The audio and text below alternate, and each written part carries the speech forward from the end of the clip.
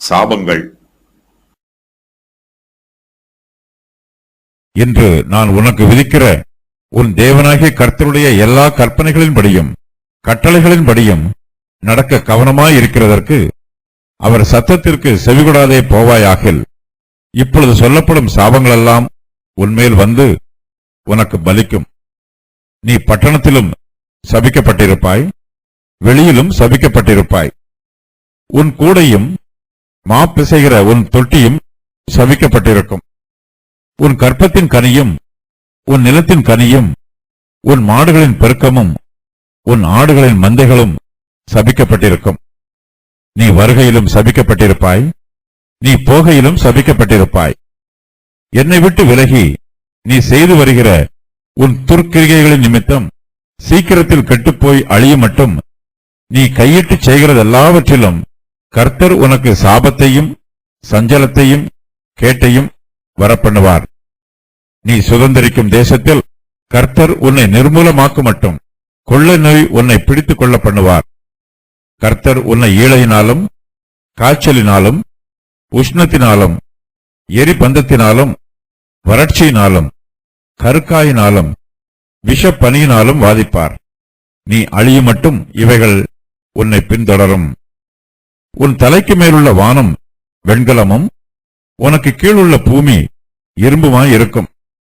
உன் தேசத்து மழையை கர்த்தர் புழுதியும் மண்ணுமாக பெய்ய பண்ணுவார். நீ அழியும் மட்டும் அப்படியே வானத்திலிருந்து உன்மேல் இறங்கி வரும். உன் சத்துருக்களுக்கு முன்பாக நீ முறிய அடிக்கப்படும்படி கர்த்தர் செய்வார். ஒரு வழியாய் அவர்களுக்கு எதிராக புறப்படுவாய், 7 வழியாய் அவர்களுக்கு முன்பாக ஓடிப்போவாய்.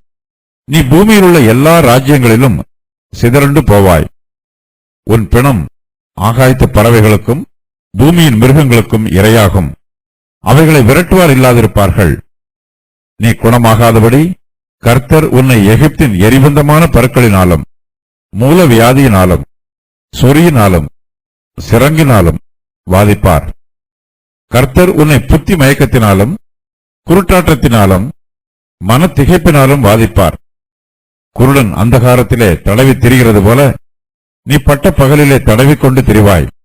உன் வழிகளில் ஒன்றும் உனக்கு வாய்க்காதே போம். உதவி செய்வார் இல்லாமல் நீ எந்நாளும் ஒடுக்கப்படுகிறவனும் பறிகொடுக்கிறவனுமாயிருப்பாய். பெண்ணை உனக்கு நியமிப்பாய், வேறொருவன் அவளுடன் சயனிப்பான். வீட்டை கட்டுவாய், அதிலே குடியிருக்க மாட்டாய். திராட்சை தோட்டத்தை நாட்டுவாய், அதன் பலனை அனுபவிக்க மாட்டாய். உன் மாடுகள் உன் கண்களுக்கு முன்பாக அடிக்கப்படும், நீ அதில் ஒன்றும் புசிப்பதில்லை. உன் கழுதை உனக்கு முன்பாக கொள்ளையிட்டு கொண்டு போகப்பட்டு உனக்கு திரும்ப அகப்படாமற் போம். உன் ஆடுகள் உன் சத்துருக்களுக்கு கொடுக்கப்படும், விடுவிப்பார் ஒருவரும் உனக்கு இல்லாதிருப்பார்கள். உன் குமாரரும் உன் குமாரத்திகளும் அந்நிய ஜனங்களுக்கு ஒப்புக் கொடுக்கப்படுவார்கள். அவர்களை காண உன் கண்கள் நாடோறும் பார்த்து பார்த்து பூத்துப்போம். உன் கையில் பலன் இல்லாதிருக்கும். உன் நிலத்தின் கனியையும் உன் பிரயாசத்தின் எல்லா பலனையும் நீ அறியாத ஜனங்கள் புசிப்பார்கள். நீ சகல நாளும் ஒடுக்கப்பட்டும் நொறுக்கப்பட்டும் இருப்பாய். உன் கண்கள் காணும் காரியங்களினாலே மதிமயங்கி போவாய். உன் உள்ளங்கால் தொடங்கி உன் உச்சந்தலை மட்டும் குணமாகாதபடிக்கு கர்த்தர் உன்னை முழங்கால்களிலும் தொடைகளிலும் கொடிய எரிபந்த பருக்களினாலே வாதிப்பார். கர்த்தர் உன்னையும் உனக்காக நீர் ஏற்படுத்திக் கொண்ட ராஜாவையும் நீயும் உன் பிதாக்களும் அறியாத ஜாதிகளிடத்துக்கு போக பண்ணுவார். அங்கே நீ மரமும் கல்லுமான அந்நிய தேவர்களை சேவிப்பாய். கர்த்தர் உன்னை கொண்டு போய் விடும் எல்லா ஜனங்களுக்குள்ளும் பிரமிப்பும் பழமொழியும் பரியாச சொல்லும் ஆவாய். மிகுந்த விதையை வயலுக்கு கொண்டு போவாய், கொஞ்சம் அறுப்பாய். வெட்டுக்கிளி அதை பட்சித்து போடும். திராட்சை தோட்டங்களை நாட்டி பயிரிடுவாய், ஆனாலும் நீ திராட்சை ரசம் குடிப்பதும் இல்லை, திராட்சை பழங்களை சேர்ப்பதும் இல்லை. பூச்சி அதை தின்று போடும். ஒலிவ மரங்கள் உன் எல்லைகளில் எங்கும் இருக்கும், ஆனாலும் அதன் எண்ணெயை நீ பூசிக்கொள்வதில்லை. உன் ஒலிவ மரத்தின் பிஞ்சுகள் உதிர்ந்து போம்.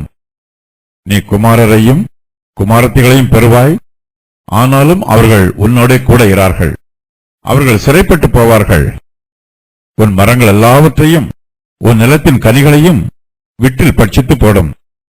உன் நடுவில் இருக்கிற அந்நியன் உனக்கு மேற்பட்டு மேன்மேலும் உயர்ந்திருப்பான். நீ மிகவும் தாழ்த்தப்பட்டு போவாய். அவன் உன்னிடத்தில் கடன்படான், நீ அவனிடத்தில் கடன்படுவாய். அவன் தலையாயிருப்பான், நீ வாளாயிருப்பாய். இஸ்ரவேல் புத்திரர் கர்த்தருடைய கட்டளைகளின்படியெல்லாம் செய்ய கவனமாய் இருக்கும்போது கர்த்தர் அவர்களை ஆசீர்வதிக்கிறார். அவர்கள் கர்த்தருடைய கட்டளைக்கு கீழ்ப்படியாமல் போகும்போது கர்த்தர் அவர்களை சபிக்கிறார்.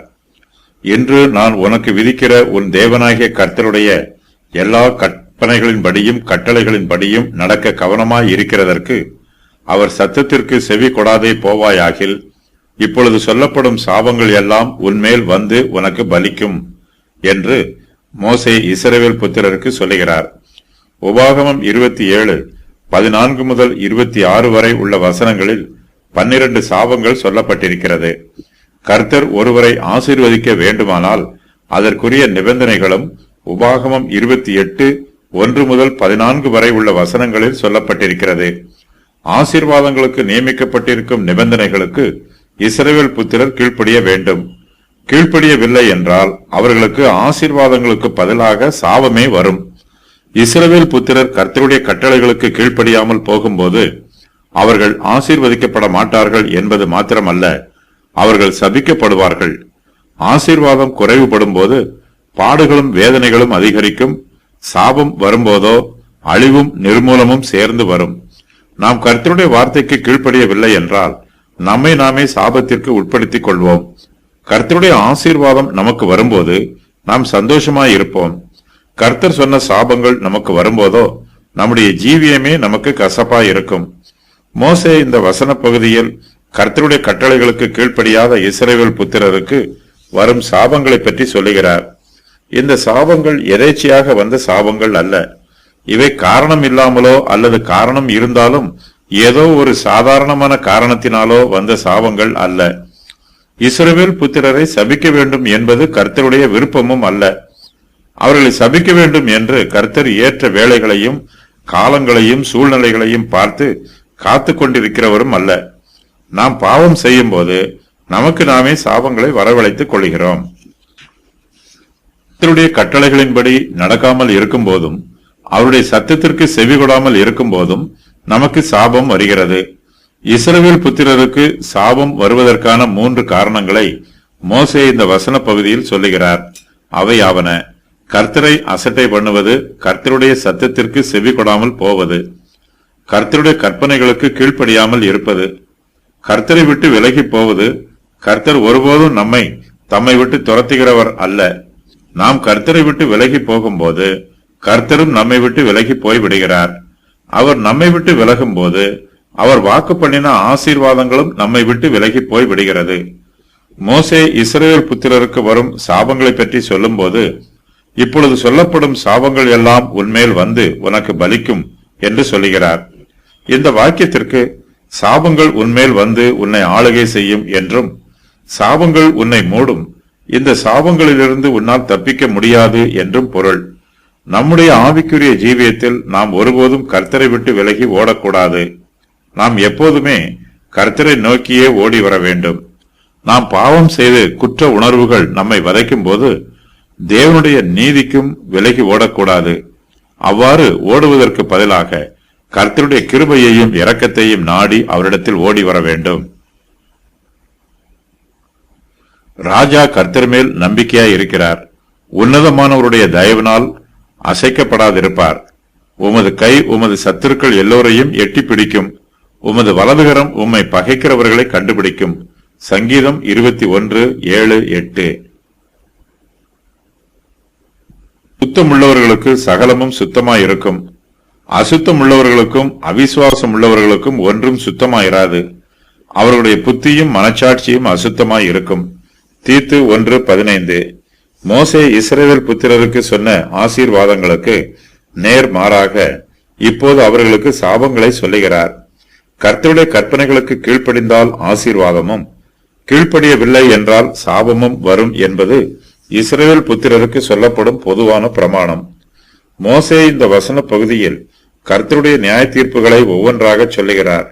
இவை அனைத்தும் சாபத்தின் கனிகளாகும். தேவனுடைய நியாய தீர்ப்புகள் மனுஷனுடைய மனதிலே பதியும் போது அவர்களுடைய இருதயத்தில் இருளும் திகிலும் நிரம்பி இருக்கும். அவர்களுடைய சரீரத்திலும் நடுக்கம் உண்டாகும். அவர்களுடைய சரீர ஆரோக்கியம் குறைந்து போகும். ஒரு மனுஷனுக்கு சாபம் வரும்போது அவனுடைய ஆஸ்தியும் அந்தஸ்தும் குறைவுபடும். மனுஷன் கர்த்தருக்கு விரோதமாக பாவம் செய்யும் போது அவன் தன்னைத்தானே அழித்து போடுகிறான். பாவத்தின் சம்பளம் மரணம். பாவம் செய்கிறவன் தனக்கு கேடுண்டாகவே பாவம் செய்கிறான். மனுஷனுடைய பாவங்கள் அவனை அழித்து போடும் கருவிகளாகவும் உபாயங்களாகவும் இருக்கிறது. மோசே இந்த வசன பகுதியில் கர்த்தருடைய கட்டளைகளுக்கு கீழ்ப்படியாதவர்களுக்கு வரும் சாபங்களை பற்றி சொல்லுகிறார். அதன் விவரம் வருமாறு: நீ பட்டணத்திலும் சபிக்கப்பட்டிருப்பாய், வெளியிலும் சபிக்கப்பட்டிருப்பாய். உன் கூடையும் மா பிசைகிற உன் தொட்டியும் சபிக்கப்பட்டிருக்கும். உன் கற்பத்தின் கனியும் உன் நிலத்தின் கனியும் உன் மாடுகளின் பெருக்கமும் உன் ஆடுகளின் மந்தைகளும் சபிக்கப்பட்டிருக்கும். நீ வருகையிலும் சபிக்கப்பட்டிருப்பாய், நீ போகையிலும் சபிக்கப்பட்டிருப்பாய். என்னை விட்டு விலகி நீ செய்து வருகிற உன் துர்க்கிரியைகளின் நிமித்தம் சீக்கிரத்தில் கெட்டுப்போய் அழியும் மட்டும் நீ கையிட்டு செய்கிறது எல்லாவற்றிலும் கர்த்தர் உனக்கு சாபத்தையும் சஞ்சலத்தையும் கேட்டையும் வரப்பண்ணுவார். நீ சுதந்திரிக்கும் தேசத்தில் கர்த்தர் உன்னை நிர்மூலமாக்க மட்டும் கொள்ளை நோய் உன்னை பிடித்துக் கொள்ள பண்ணுவார். கர்த்தர் உன்னை ஈழையினாலும் காய்ச்சலினாலும் உஷ்ணத்தினாலும் எரிபந்தத்தினாலும் வறட்சியினாலும் கற்காயினாலும் விஷ பனியினாலும் வாதிப்பார். நீ அழியும் மட்டும் இவைகள் உன்னை பின்தொடரும். உன் தலைக்கு மேலுள்ள வானம் வெண்கலமும் உனக்கு கீழுள்ள பூமி இரும்புமாய் இருக்கும். உன் தேசத்து மழையை கர்த்தர் புழுதியும் மண்ணுமாக பெய்ய பண்ணுவார். நீ அழியும் மட்டும் அப்படியே வானத்திலிருந்து உன்மேல் இறங்கி வரும். வெண்கலமாக இருக்கும் வானம் என்பது ஜெபத்திற்கு பதில் கிடைக்காத தன்மையையும் மழை பெய்யாத வறட்சியையும் குறிக்கும். இரும்பான பூமி என்பது விளைச்சலற்ற நிலத்தை குறிக்கும். வானத்திலிருந்து மழை பெய்யாது. பூமி புழுதியும் மண்ணுமாக இருக்கும். ஜனங்கள் பிரயாணம் பண்ணும் போது தூசியும் பலத்த காற்றும் அவர்களை பாதிக்கும். இதனால் கண் நோய் உண்டாகும். உன் சத்துருக்களுக்கு முன்பாக நீ முறிய அடிக்கும்படி கர்த்தர் செய்வார். ஒரு வழியாய் அவர்களுக்கு எதிராக புறப்படுவாய், 7 வழியாய் அவர்களுக்கு முன்பாக ஓடி போவாய். நீ பூமியில் உள்ள எல்லா ராஜ்யங்களிலும் சிதறுண்டு போவாய். உன் பிணம் ஆகாயத்து பறவைகளுக்கும் பூமியின் மிருகங்களுக்கும் இரையாகும். அவைகளை விரட்டுவார் இல்லாதிருப்பார்கள்.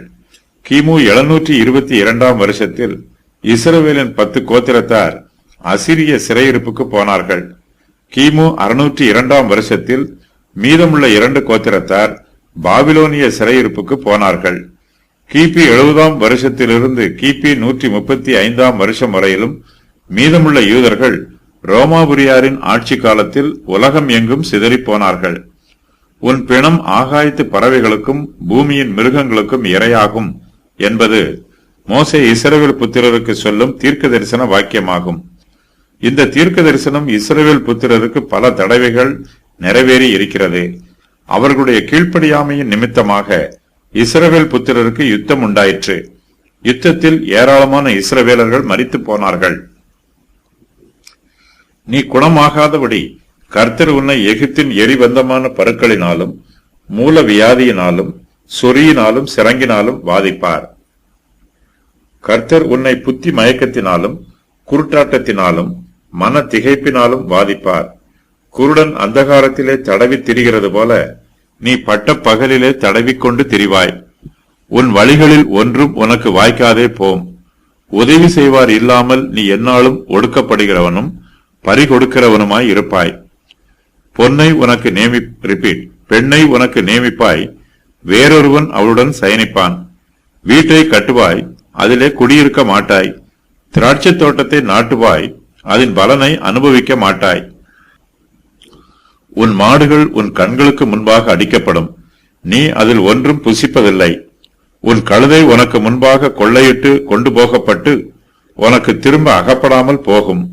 உன் ஆடுகள் உன் சத்துருக்களுக்கு கொடுக்கப்படும். விடுவிப்பார் ஒருவரும் உனக்கு இல்லாதிருப்பார்கள். உன் குமாரரும் உன் குமாரத்திகளும் அந்நிய ஜனங்களுக்கு ஒப்புக் கொடுக்கப்படுவார்கள். அவர்களை காண உன் கண்கள் நாடோறும் பார்த்து பார்த்து பூத்துப்போம். உன் கையில் பலன் இல்லாதிருக்கும். உன் நிலத்தின் கனியையும் உன் பிரயாசத்தின் எல்லா பலனையும் நீ அறியாத ஜனங்கள் புசிப்பார்கள். நீ சகல நாளும் ஒடுக்கப்பட்டும் நொறுக்கப்பட்டும் இருப்பாய். கண்கள் காணும் காரியங்களினாலே மதிமயங்கி போவாய். உன் உள்ளங்கால் தொடங்கி உன் உச்சந்தலை மட்டும் குணமாகாதபடிக்கு கர்த்தர் உன்னை முழங்கால்களிலும் தொடைகளிலும் கொடிய எரிபந்த பருக்களினாலே வாதிப்பார். கர்த்தர் உன்னையும் உனக்காக நீ ஏற்படுத்திக் கொண்ட ராஜாவையும் நீயும் உன் பிதாக்களும் அறியாத ஜாதிகளிடத்திற்கு போக பண்ணுவார். அங்கே நீ மரமும் கல்லுமான அந்நிய தேவர்களை சேவிப்பாய். கர்த்தர் உன்னை கொண்டு போய் விடும் எல்லா ஜனங்களுக்குள்ளும் பிரமிப்பும் பழமொழியும் பரியாச சொல்லும் ஆவாய். மிகுந்த விதையை வயலுக்கு கொண்டு போவாய், கொஞ்சம் அறுப்பாய். வெட்டுக்கிளி அதை பட்சித்து போடும். திராட்சை தோட்டங்களை நாட்டி பயிரிடுவாய், ஆனாலும் நீ திராட்சை ரசம் குடிப்பதுமில்லை, திராட்சை பழங்களை சேர்ப்பதும் இல்லை. பூச்சி அதை தின்று போடும். ஒலிவ மரங்கள் உன் எல்லைகளில் எங்கும் இருக்கும், ஆனாலும் அதன் எண்ணெயை நீ பூசிக்கொள்வதில்லை. உன் ஒலிவ மரத்தின் பிஞ்சுகள் உதிர்ந்து போம். நீ குமாரரையும் குமாரத்திகளையும் பெறுவாய், ஆனாலும் அவர்கள் உன்னோட இரார்கள். அவர்கள் சிறைப்பட்டு போவார்கள். உன் மரங்கள் எல்லாவற்றையும் உன் நிலத்தின் கனிகளையும் விட்டில் பட்சித்து போடும். நடுவில் இருக்கிற அந்நியன் உனக்கு மேற்பட்டு மேன்மேலும் உயர்ந்திருப்பான். நீ மிகவும் தாழ்த்தப்பட்டு போவாய். அவன் உன்னிடத்தில் கடன்படான், நீ அவனிடத்தில் கடன்படுவாய். அவன் தலையாய் இருப்பான், நீ வாளாய் இருப்பாய். இஸ்ரவேல் புத்திரர் கர்த்தருடைய கற்பனைகளுக்கு கீழ்ப்படியவில்லை என்றால் அவர்களுக்கு வரும் சாபங்களை பற்றிய விவரம் வருமாறு. நீ பட்டணத்தில் சபிக்கப்பட்டிருப்பாய், நீ வெளியில் சபிக்கப்பட்டிருப்பாய். உன் கூடையும் மா பிசைகிற உன் தொட்டியும் சபிக்கப்பட்டிருக்கும். உன் கற்பத்தின் கனி சபிக்கப்பட்டிருக்கும். உன் நிலத்தின் கனி சபிக்கப்பட்டிருக்கும். உன் மாடுகளின் பெருக்கம் சபிக்கப்பட்டிருக்கும். உன் ஆடுகளின் மந்தைகள் சபிக்கப்பட்டிருக்கும். நீ வருகையிலும் சபிக்கப்பட்டிருப்பாய், நீ போகையிலும் சபிக்கப்பட்டிருப்பாய். கர்த்தர் உனக்கு சாபத்தை வரப்பண்ணுவார். கர்த்தர் உனக்கு சஞ்சலத்தை வரப்பண்ணுவார். கர்த்தர் உனக்கு கேட்டை வரப்பண்ணுவார். நீ செய்து வருகிற காரியங்கள் அனைத்திலும் தோற்று போவாய். நீ கெட்டுப் போவாய், சீக்கிரத்தில் அழிந்து போவாய். கொள்ளை நோய், மரணம், ஈழை, காய்ச்சல், உஷ்ணம், எரிபந்தம், பட்டயம், கருக்காய், விஷப்பனி, வானம் வெண்கலமாகும், பூமி இரும்பாகும், மழை இராது, புழுதியும் மண்ணுமாக இருக்கும். வறட்சியினால் அழிவு, சத்துருக்களுக்கு முன்பாக முறியடிக்கப்படுதல், ஒரு வழியாக புறப்பட்டு 7 வழியாய் ஓடிப்போதல், எல்லா ராஜ்யங்களிலும் சிதறுண்டு போதல், ஆகாயத்து பறவைகளுக்கும் பூமியின் மிருகங்களுக்கும் சரீரங்கள் இரையாவது, அவைகளை விரட்டுவார் இல்லாதிருப்பது, எகிப்தின் எரிபந்தமான பருக்கள், மூலவியாதி, சுரி, சிரங்கு, குணமாகாத நிலைமை, புத்தி மயக்கம், குருட்டாட்டம், மனத்திகைப்பு, குருடனைப் போல அந்தகாரத்தில் தடவுதல், ஒன்றும் வாய்க்காது, ஒடுக்கப்படுகிறவனும் பறிகொடுக்கிறவனுமாய் இருப்பது, விடுவிப்பார் ஒருவனும் இல்லாதிருப்பது. பெண்ணை உனக்கு நியமிப்பாய், வேறொருவன் அவளுடன் சயனிப்பான். வீட்டை கட்டுவாய், அதிலே குடியிருக்க மாட்டாய். திராட்சை தோட்டத்தை நாட்டுவாய், அதன் பலனை அனுபவிக்க மாட்டாய். மாடுகள் உன் கண்களுக்கு முன்பாக அடிக்கப்படும், நீ அதில் ஒன்றும் புசிப்பதில்லை. உன் கழுதை உனக்கு முன்பாக கொள்ளையிட்டு கொண்டு போகப்படும், அது உனக்கு திரும்ப அகப்படாமல் போகும். உன் ஆடுகள் உன் சத்துருக்களுக்கு கொடுக்கப்படும், அதை விடுவிப்பார் ஒருவரும் உனக்கு இல்லாதிருப்பார்கள். உன் குமாரரும் உன் குமாரத்திகளும் அந்நிய ஜனங்களுக்கு ஒப்புக் கொடுக்கப்படுவார்கள். அவர்களை காண உன் கண்கள் நாடோறும் பார்த்து பார்த்து பூத்து போகும். உன் கையில் பலன் இல்லாதிருக்கும். உன் நிலத்தின் கனியை அறியாத ஜனங்கள் புசிப்பார்கள். உன் பிரயாசத்தின் எல்லா பலனையும் அந்நியர்கள் அனுபவிப்பார்கள். நீ சகல நாளும் ஒடுக்கப்பட்டும் நொறுக்கப்பட்டும் இருப்பாய். உன் கண்கள் காணும் காரியங்களினாலே மதிமயங்கி போவாய். உன் உள்ளங்கால் தொடங்கி உன் உச்சந்தலை மட்டும் குணமாகாதபடிக்கு கர்த்தர் உன்னை முழங்கால்களிலும் தொடைகளிலும் கொடிய எரிபந்த பருக்களினாலே வாதிப்பார். கர்த்தர் உன்னையும் உனக்காக நீ ஏற்படுத்திக் கொண்ட ராஜாவையும் நீயும் உன் பிதாக்களும் அறியாத ஜாதிகளிடத்திற்கு போக பண்ணுவார். அங்கே நீ மரமும் கல்லுமான அந்நிய தேவர்களை சேவிப்பாய். கர்த்தர் உன்னை கொண்டு போய் விடும் எல்லா ஜனங்களுக்குள்ளும் பிரமிப்பும் பழமொழியும் பரியாச சொல்லும் ஆவாய். மிகுந்த விதையை வயலுக்கு கொண்டு போவாய், கொஞ்சம் அறுப்பாய். வெட்டுக்கிளி அதை பட்சித்து போடும். பூச்சி திராட்சை பழங்களை தின்று போடும். உன் ஒலிவ மரத்தின் பிஞ்சுகள் உதிர்ந்து போம். நீ குமாரரையும் குமாரத்திகளையும் பெறுவாய். ஆனாலும் அவர்கள் உன்னோட கூட இரார்கள். அவர்கள் சிறைப்பட்டு போவார்கள். உன் நடுவில் இருக்கிற அந்நியன் உனக்கு மேற்பட்டு மேன்மேலும் உயர்ந்திருப்பான். நீ மிகவும் தாழ்த்தப்பட்டு போவாய். அவன் உன்னிடத்தில் கடன்படான், நீ அவனிடத்தில் கடன்படுவாய். அவன் தலையாயிருப்பான், நீ வாளாயிருப்பாய். சத்துருக்களை சேவிப்பீர்கள், பட்டினியோடு இருப்பீர்கள், தாகத்தோடு இருப்பீர்கள், நிர்வாணத்தோடு இருப்பீர்கள். சகலமும் குறைவுபட்டிருக்கும். இரும்பு நகத்தடியை உன் கழுத்தின் மேல் போடப்படும். பல ஜீவன்கள் மரிக்கும். அந்நிய தேசங்களோடு யுத்தம் உண்டாகும். சத்துருக்கள் உங்களை இரக்கமில்லாமல் நடத்துவார்கள். உங்கள் மிருக ஜீவன்கள் அழியும். நிலத்தின் கனி அழியும். அந்நிய ஜாதியான் உங்கள் சம்பத்துக்களை எடுத்துக்கொண்டு போவான். உங்கள் பட்டணங்கள் முற்றுகை போடப்படும். நீ நம்பியிருக்கும் உயரமும் அரணிப்பான உன் மதில்களும் விழும். முழு தேசமும் கொள்ளையாகும். மனுஷர் மாம்சத்தை சாப்பிடுவார்கள். பஞ்சம் உண்டாகும். மனுஷர் தங்கள் நெருங்கிய உறவினரை கொன்று புசிப்பார்கள். பஞ்சத்தின் நிமித்தம் ஜனங்கள் மற்றவர்கள் மேல் வன்கண்ணா இருப்பார்கள். எல்லா பட்டணங்களிலும் பஞ்சம் உண்டாகும். ஸ்திரீகள் தங்கள் நெருங்கிய உறவினர்களை கொன்று புசிப்பார்கள். நீங்காத பெரிய வாதைகள், நீங்காத கொடிய ரோகங்கள், எகிப்தில் உள்ள வியாதிகள், நியாயப்பிரமாண புஸ்தகத்தில் எழுதியிராத எல்லா பிணியும் வாதைகளும், நியாயப்பிரமாண புஸ்தகத்தில் எழுதியிருக்கும் எல்லா பிணியும் வாதைகளும், முழுமையான அழிவு. கொஞ்சம் ஜனமாய் போவீர்கள். நீங்கள் சுதந்திரிக்கப் போகிற தேசத்திலிருந்து பிடுங்கி போடப்படுவீர்கள். எல்லா ஜாதிகளுக்குள்ளும் சிதற அடிக்கப்படுவீர்கள். அந்நிய தேவர்களை சேவிப்பாய். ஜாதிகளுக்குள்ளே உனக்கு சமாதானம் இராது. ஜாதிகளுக்குள்ளே உனக்கு இளைப்பாறுதல் இராது. தத்தளிக்கிற இருதயம், சோர்ந்து போகிற கண்கள், மன சஞ்சலம். உன் ஜீவன் உனக்கு சந்தேகத்தில் ஊசலாடும். இரவும் பகலும் திகில் கொண்டிருப்பாய். உன் ஜீவனை பற்றி நம்பிக்கை இராது. ஜீவனுக்கு எப்போதும் ஆபத்து வருவதனால் பயமும் திகிலும். எகிப்தில் மறுபடியும் அடிமைத்தனம்.